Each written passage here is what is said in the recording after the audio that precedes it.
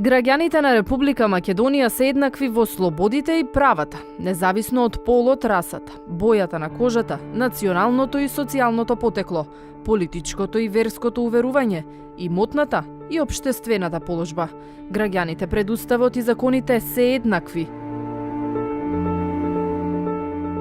Уставот го гарантира, но дали ова основно право на граѓанинот останува само на хартија и дали се применува и за граѓанките во сите сфери на општественото живење.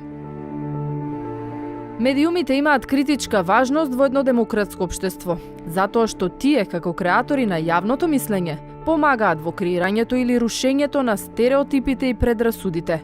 Меѓутоа, каква е структурната положба на жените токму во медиумите во Македонија, земајќи ја во предвид нивната застапеност на разни нивоа во управувачките структури и во структурата на вработеноста во медиумите? Каква е нивната образовна подготвеност, економската и безбедносната положба? Ова се некои од прашањата за кои разговаравме со нашите соговорници, новинарки, новинари, професорки, за да се обидеме да дојдеме до одговори за тоа каква е позицијата на жените кои работат во медиумската индустрија во Македонија.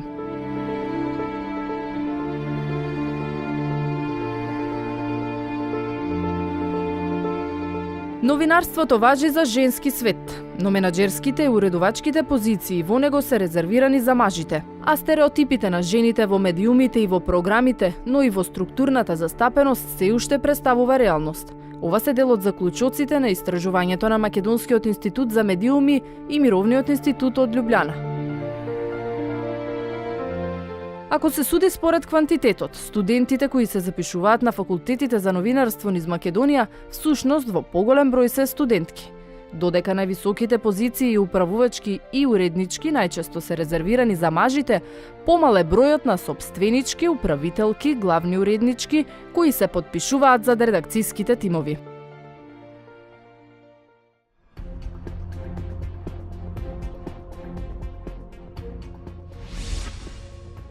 Мислам дека во општеството кај нас општо управувачките и менаџерските позиции ги имаат мажите и тоа е феномен кој што се провлекува и во новинарската професија.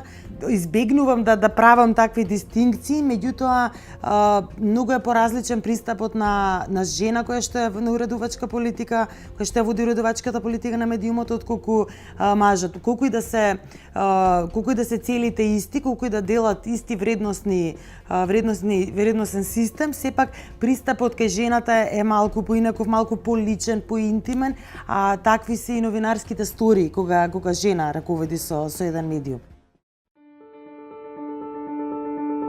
Со народен речник кажано, се повеќе студенти од новинарство бегаат како од ѓавол. Ова го покажуваат статистиките од истражувањето на МИМ. Но и оние малку студенти кои се запишуваат и имаат амбиции да станат дел од седмата сила, се жени. Статистиката говори дека на приемните огласни табли на универзитетите каде што се студира новинарство, се почесто се среќаваат женски имиња. Правниот факултет во Скопје и оној во Штип се типична подкрепа на ова истражување. Од вкупно 84 запишани студенти на новинарство на Правниот факултет во Скопје, 47 биле жени. Ова е сликата на студиската 2016-2017 година. На одсекот новинарство во Штипскиот Гоце Делчев биле запишани 22 студенти. Само 4 биле машки во оваа група. Само на Државниот универзитет во Тетово сликата е поинаква. Учебната 2016-2017 година се запишале 39 на студенти. 17 биле жени, а 22 мажи. Слично било и во учебната 2011 и 2012 година, кога тој сооднос бил 35 студенти наспроти 26 студентки.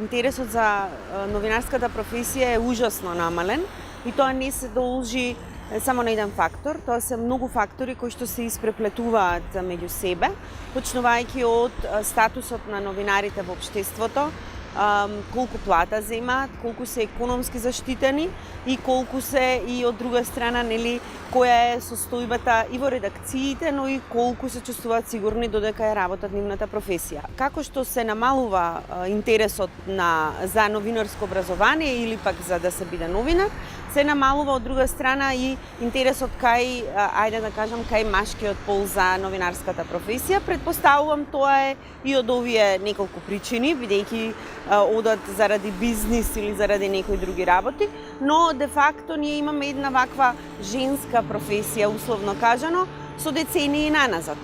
Но не сите новинари имаат соодветно стручно образование. Во редакциите во Македонија работат голем број новинари кои имаат завршено друго високо образование. Нашето искуство кажува дека една годишна интензивна новинарска обука би дала една доволна и основна подлога за да се биде добар репортер како првична скала во градење на новинарската професија. Она што нас не загрижува е и што имаме помалку новинарско образование, што имаме се помал број на млади колеги кои сакаат да влезат во новинарското образование, но и во новинарството, но и тие што влегуваат де факто не сакаат да се занимаваат или многу поретко сакаат да се занимаваат со, условно кажано, тешките теми. Во Македонија, во регистарот на Агенцијата за аудиовизуелни медиуми се регистрирани 123 радиодифузери. Меѓу нив се 53 телевизии и 70 радиостаници, национални, кабелски, регионални и локални. Граѓаните се информираат и преку 20 печатени медиуми. Со посебен регистар не се опфатени дигиталните медиуми. Нивниот број континуирано се менува, иако реалните проценки покажуваат дека има околу 100 сајтови за вести и информации што имаат некаква важност. Но и покрај големиот број медиуми на речиси 2 милиони граѓани, има и новинари кои бараат, но не можат да најдат работа. Тие се евидентирани во Агенцијата за вработување. Работа бараат вкупно 80 дипломирани новинари кои се пријавени во центрите во 18 градови. Најголем број невработени новинари има во Скопје, 44. Трендот на вработување на жени во медиумите расте, особено меѓу 2012 година и 2016, но и тоа не е доволно да ја промени родовата слика во новинарските куќи, каде што мажите го држат мнозинството. Единственото истражување кое на оваа тема било спроведено досега го направила Агенцијата за аудио и аудиовизуелни услуги, анализирајќи ја застапеноста на жените кои известуваат од терен. Се забележува тренд на пораст на бројот на вработени жени во ТВ индустријата. Од 686 жени во 2012 година до 956 припаднички на овој пол во 2016 година. Минатата година во медиумите биле вработени 39% на жени, наспроти 61% нивни машки колеги. Слична била и сликата и претходно. Сепак најголемиот број од мажите работеле како реализаторски кадар, техничари, додека поголем процент од жените биле ангажирани како новинарки.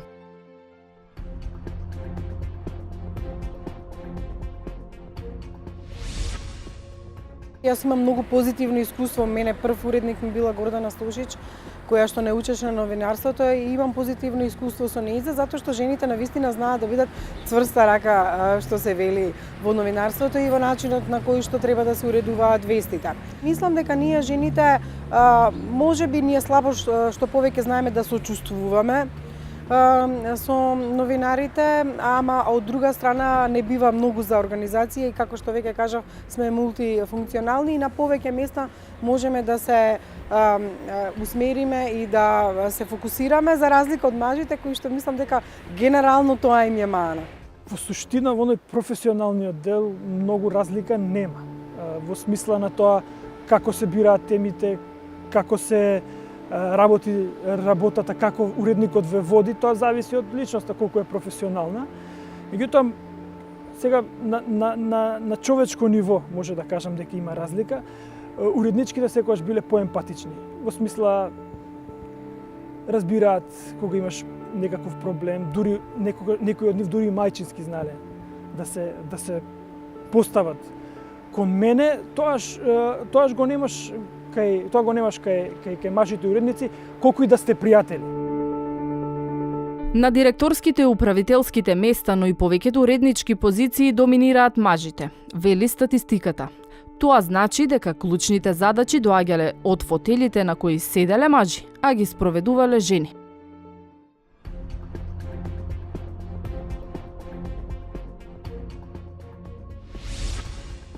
Веднаш ќе одговорам дека жените се рамноправни во новинарството. Повторно од лично искуство кај што сум работел, колешките земаат исти плати како колегите во согласно работните задачи што ги имаат, а што се однесува на позициите што ги имаат во телевизиите, само да ви напоменам дека од 5 национални приватни медиуми 3 имаат главни одговорни уреднички. Значи имаат жени на највисоките функции.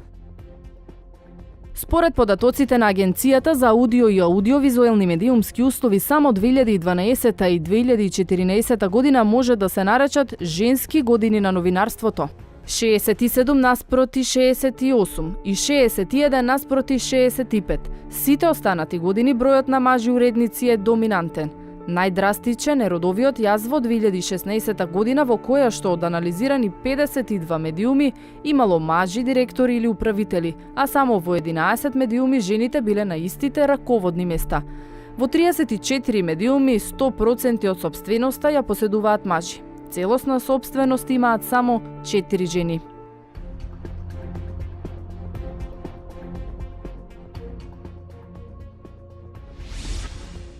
Медиумите и редакциите не се надвор или некакви енклави надвор од општеството. Тие се еднакви, односно ситуацијата во нив е иста како што и во самото општество. А во нашето општество жените се стереотипизирани, дискриминирани и ставени на маргините. Така што во таа смисла решението е промена и на општествената ситуација и тогаш и редакциите ќе го отсликуваат тоа.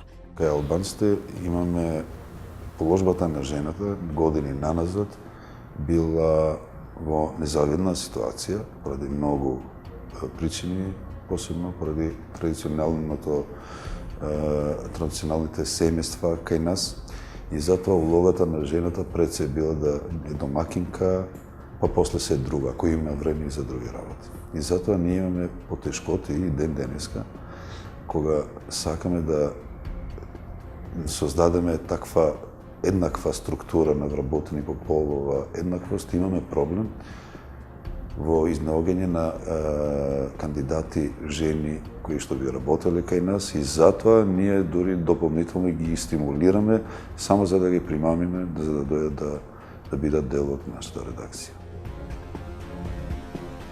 Во една работа во медиумите и мажите и жените се речиси еднакви. Платите кои се движат по државниот просек ги земаат сите новинари, без разлика на нивниот пол.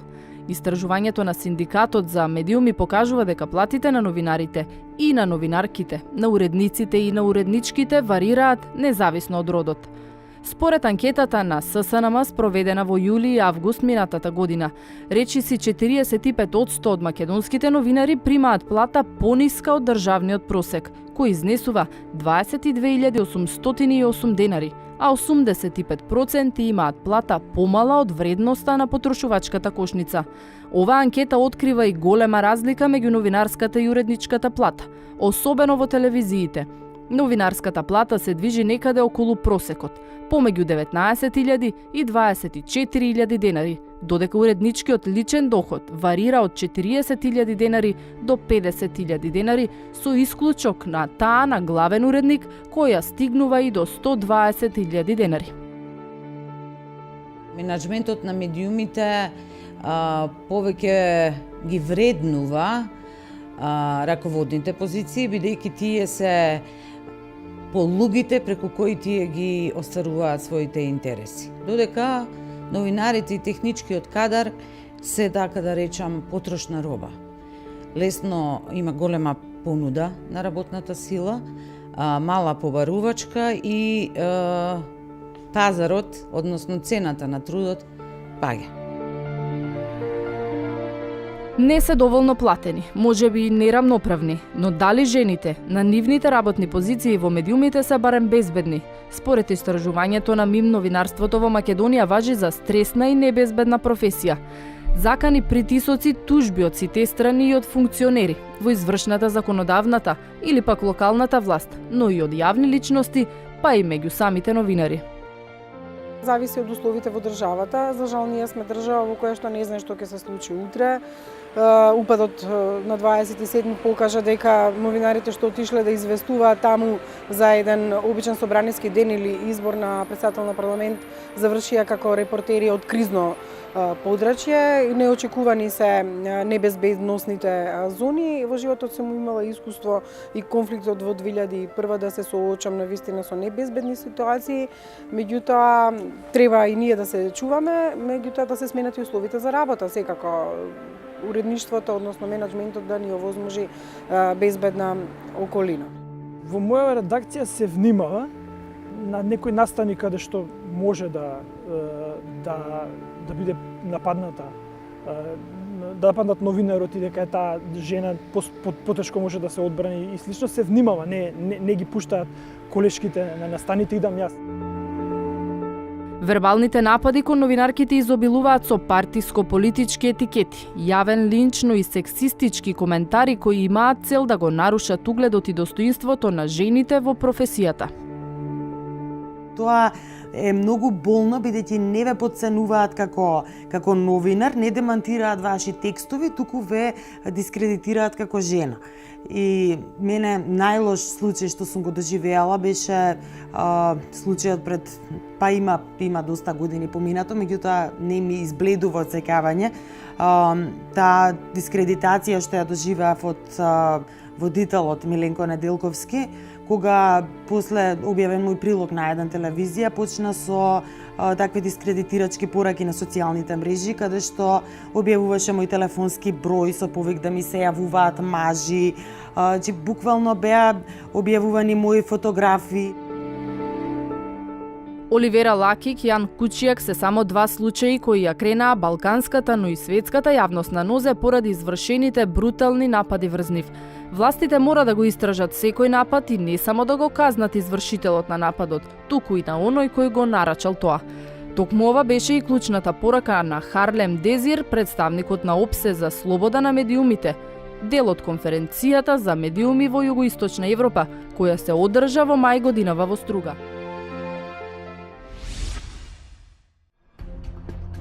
Во изминатите месеци неколку новинари беа убиени во Европа, како Дефне Галиција во Малта, Јан Кучијак во Словачка. Луѓето кои стојат за тие напади не се изведени пред лицето на правдата. Во анкетата за состојбата на новинарството спроведена од ЗНМ, во која учествувале 92 новинари, одговориле дека често се соочуваат со јавна дискредитација во односот со владата, верските организации и големите компании, често јавни навреди, говор на омраза и поткопување на презумцијата на невиност. А 35% од нив сметаат дека постои систематско следење придружено со постојани закани. Најголем страв сеат политичките партии кои се закануваат со одмазда за објавена новинарска сторија. За овој заклучок застанале дури 62% од анкетираните новинари. Бројни меѓународни документи ја регулираат родовата еднаквост во сите сегменти на општествата. Македонија е меѓу земјите кои се обврзаа за имплементација на платформата за акција, која опфаќа области од посебен интерес за жените: сиромаштијата, образованието, жените и здравието, насилството, жените во вооружените конфликти, жените и економијата, жените и моќта и учеството во процесите на донесување на одлуки, институционалните механизми за зајакнување на жените, жените и човековите права, како и улогата на жените во медиумите.